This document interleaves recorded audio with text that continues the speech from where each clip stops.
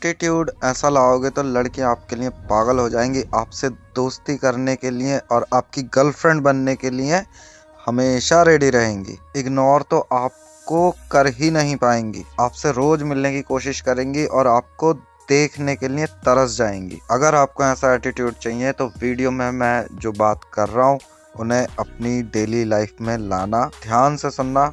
जो चीज़ें मैं बता रहा हूँ वाकई में काम की हैं। तो फर्स्ट पॉइंट आता है गुड बॉय बैड बॉय।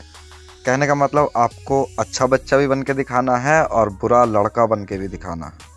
आपने अक्सर इस चीज़ को देखा होगा, जितने भी ना शरीफ लड़के होंगे लड़कियां अक्सर उनका काट के चली जाती हैं, और जितने भी बैड बॉय होते हैं लड़कियां अक्सर उनसे पट जाती हैं। जो एक नंबर के शैतान बालक होते हैं या लड़के कह लो, शैतान लड़के होते हैं, उनसे अक्सर लड़की पट जाती है। और हम लोगों को लगता है यार उस लड़की ने उसमें देखा क्या ऐसा जो उससे पट गई और मेरे को छोड़ दिया। मैं जबकि शैतानी भी नहीं करता हूँ, अच्छा बच्चा हूँ, और वो एक नंबर का शैतान या बदतमीजी करने वाला या बैड बॉय कह सकते हैं सीधा सा, उसके पीछे वो लट्टू है।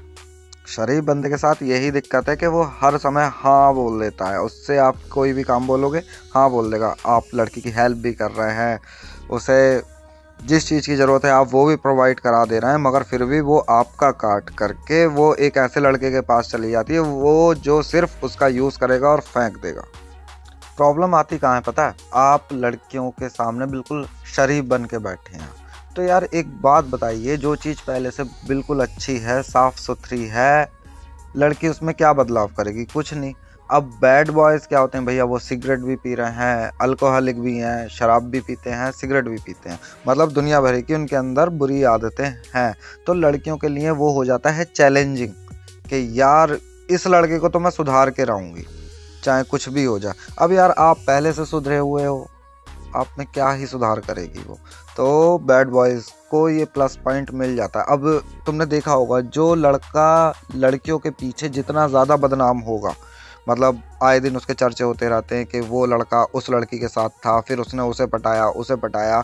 जो भी लड़का इस टाइप का बदनाम होगा ना, उसके साथ उतनी ही ज़्यादा लड़कियां होंगी। रीज़न ये रहता है कि अब तक पता नहीं इसकी लाइफ में कैसी लड़कियां थी, अब मैं जाऊंगी, मैं इसे सुधार लूँगी। तो क्या है, ये उनके लिए एक चैलेंज हो गया। उन्हें अपना ईगो सेटिस्फाई करना है कि मैं और लड़कियों से अलग हूँ और मैं इसे सुधार के दिखा दूंगी। जो आज तक कोई नहीं कर पाया वो मैं करके दिखाऊंगी। अब आप हैं शरीफ तो भैया आपका तो कटेगा ही कटेगा, आपके साथ उसे कुछ नया मिलेगा ही नहीं।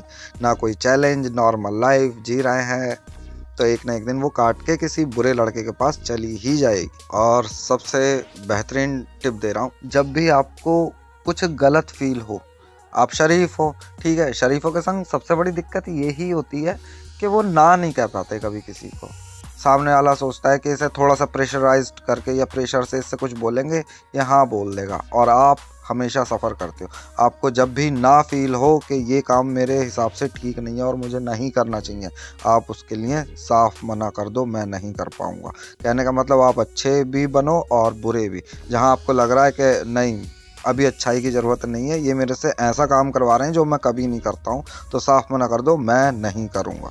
तो भाई लोगों, शराफत अपनी जगह है और बैड बॉय एक अपनी अलग इमेज बना के चलता है। अब सोचो आप शरीफ हो, ठीक है, लड़की आपसे किसी भी चीज़ की डिमांड कर रही है, आप पूरा करे जा रहे हो। वो डिमांड कुछ भी हो सकती है, लाइक आपका टाइम खाएगी, आपका पैसा भी खाएगी, और आपको मिलाने वाला भी कुछ नहीं है। तो ऐसे टाइम पे भैया बैड बॉय बन जाओ, ना कहना सीख लो कि नहीं तो नहीं। ठीक है, पटेगी तो पटेगी, नहीं पटेगी तो और बहुत हैं लड़कियां, काहे की टेंशन लेनी है। कहीं घूमने जाना है तो आपको याद कर रही हैं, पैसे की ज़रूरत है तो आपको याद कर रही हैं, किसी तरीके की हेल्प चाहिए तो आपको याद कर रही हैं, और एंजॉय कौन ले रहा है? Bad boy. तो इससे अच्छा तो यही है ना, बैड बॉय आप ही बन जाओ। आप बैड बॉय रहोगे तो लड़की वैसे ही नहीं जाएगी कहीं, वो लड़की लगी रहेगी आपको सुधारने में। तो ये बेटर ऑप्शन है आपके लिए। जो लड़की आपको सिर्फ ज़रूरत के टाइम पे याद कर रही है, वो याद रखना आप लोग कि वो लड़की आपके लिए ठीक नहीं है। वो आपका इस्तेमाल कर रही है, आप उसका इस्तेमाल कर लो, इसी में ही भलाई है।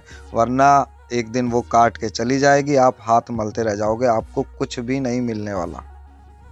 सेकंड पॉइंट आता है भागना बंद करो। कहने का मतलब, जहाँ लड़की दिखी भागना शुरू कर दिया। भाई भागना वहाँ ठीक है जहाँ लड़की रिस्पॉन्स कर रही है। अब लड़की आपको भाव दे नहीं रही है, आप उसके पीछे लगे हुए हैं कि इसे तो मैं पटा के रहूँगा, गर्लफ्रेंड बनाऊँगा, वो उतनी ही आपसे दूर भागती रहेगी। तो सिंपल सा कहना यह है, जो लड़की आपको भाव नहीं दे रही है, ठीक है, होगी अपनी लिए हूर की परी, अपने घर की होगी।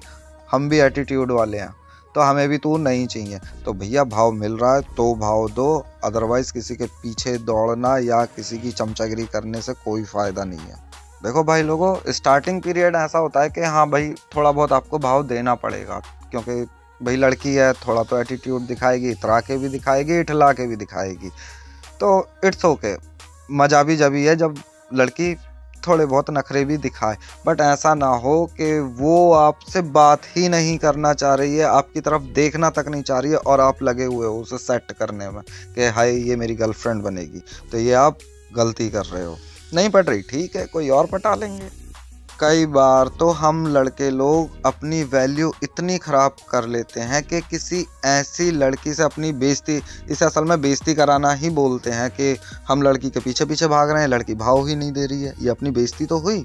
तो कई बार हम लड़के ऐसी लड़कियों से अपनी बेइज्जती करा लेते हैं, ना तो उसके लुक्स अच्छे, ना वो दिखने में सुंदर, ना कोई उसके अंदर ऐसी क्वालिटी कि हम उसके पीछे भागें। उसके पास कुछ भी नहीं है, ना लुक्स, ना एटीट्यूड, ना काबिलियत, ना उसे किसी चीज़ की नॉलेज, ना उसकी कोई हॉबी अच्छी, फिर भी हम उसके पीछे भाग रहे हैं कि बस लड़की है, हम उसके पीछे भाग रहे हैं, ये अपनी बेइज्जती करा रहे हैं। तो इससे अच्छा ये है भाई, छोड़ उसे, दूसरी देख, बेटर ही मिलेगी, बुरी नहीं मिलेगी, उससे अच्छी ही मिलेगी आपको। तो याद रखना, भाव सिर्फ उसे देना जो भाव दे रही है। अगला पॉइंट आता है, मैं वाकई में अंदर की बात कहने वाला हूँ। असल में ना यहाँ पे हर लड़के को क्या है, मेरे को गर्लफ्रेंड चाहिए, गर्लफ्रेंड चाहिए। यकीन मानना, जो मज़ा सिंगल रहने में है वो और किसी चीज़ में नहीं है। जैसे ही आप किसी रिलेशनशिप में पड़ते हो, समझ लेना उस प्यार के बदले आपने अपनी आज़ादी गिरवी रख दी सामने वाली लड़की को। जब तक सिंगल हो, जहाँ मन कर रहा है घूमो, जिसके साथ मन कर रहा है घूमो, यार दोस्त, घर परिवार, आप सबके साथ खुश रह सकते हो। मगर जैसे ही आपकी लाइफ में लड़की आएगी, वो आप पे हर तरफ से बैन लगाएगी। आप इसके संग नहीं जाओगे, आप यहाँ नहीं जाओगे, आप मेरे से अभी बात करोगे, आप फैमिली को क्यों टाइम दे रहे हो। तो भाई लोगों, सिंगल रहने का अपना एक अलग मज़ा है, एक अलग नशा है। लड़की आपकी लाइफ में आ रही है, आने दो, ठीक है भाई, जब तक तू मेरे साथ रहेगी मैं ठीक हूँ, खुश हूँ।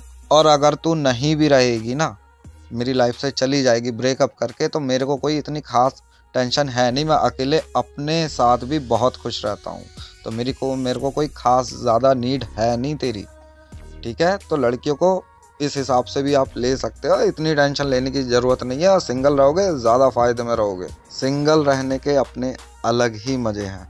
तो ये 3 पॉइंट हैं और बेस्ट पॉइंट है मेरे हिसाब से, मेरा खुद का एक्सपीरियंस है।